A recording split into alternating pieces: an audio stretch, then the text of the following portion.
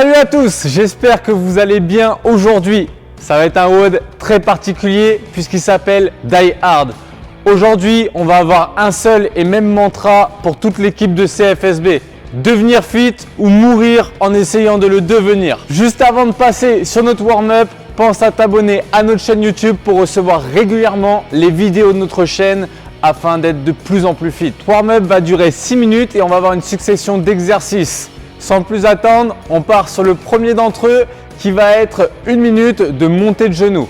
Donc ça va ressembler à ça, je monte mes genoux et j'active en même temps mes bras durant une période de 1 minute. Si vous avez des difficultés en mettant du dynamisme, vous pouvez très bien monter le genou l'un après l'autre et bien sûr vous pouvez activer en montant le bras également opposé.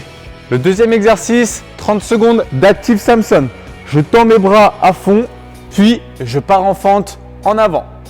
Donc on le connaît bien, vous pouvez bien pousser le genou vers l'avant et repousser les mains au maximum en haut et ensuite vous remontez et à chaque répétition on alterne la jambe. On repart sur un exercice pour 1 minute, vous le connaissez bien, le jumping jacks.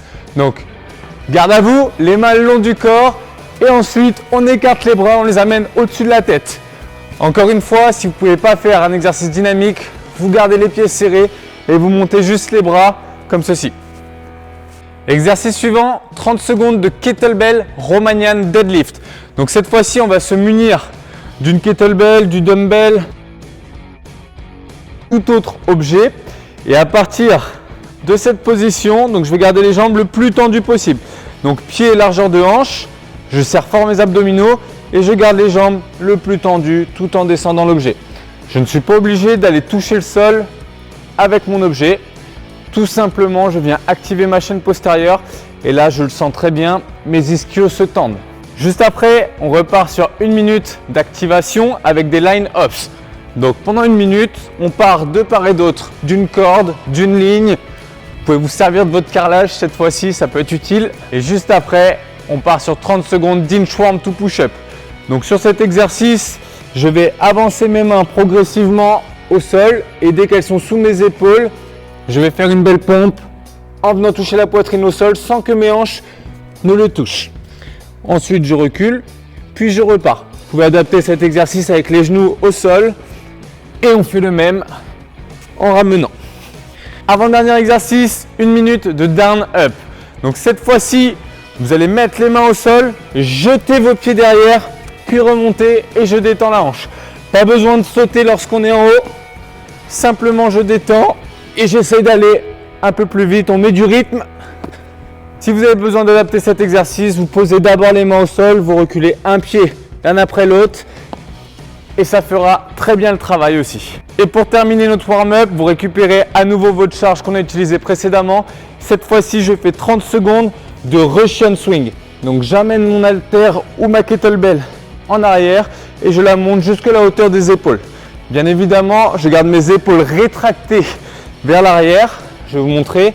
Donc c'est ça, c'est-à-dire que je garde mes épaules engagées. Si elles étaient désengagées, je serais comme ceci et ça c'est pas bon pour le dos ni pour vos épaules. Donc appliquez-vous sur ce dernier exercice du warm-up. Donc notre WOD c'est Die Hard. On va avoir 3 rounds à effectuer. Le time cap est de 18 minutes et vous allez voir c'est un petit peu particulier. On va faire une pyramide montante. Une fois qu'on l'a terminé, on repartira au début de cette pyramide pour 2 autres tours. Donc, le premier exercice sera d'effectuer 40 répétitions de Mountain Climbers.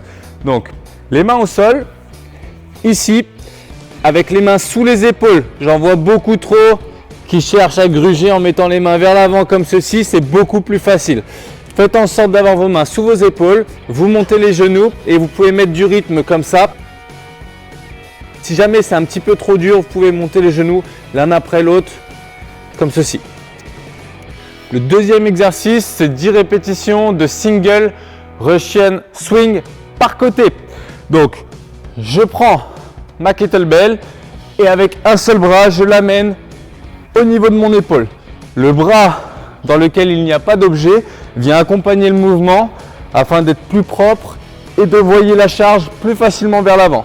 Au bout de 10, je peux changer de côté et c'est parti pour 10 répétitions de l'autre côté.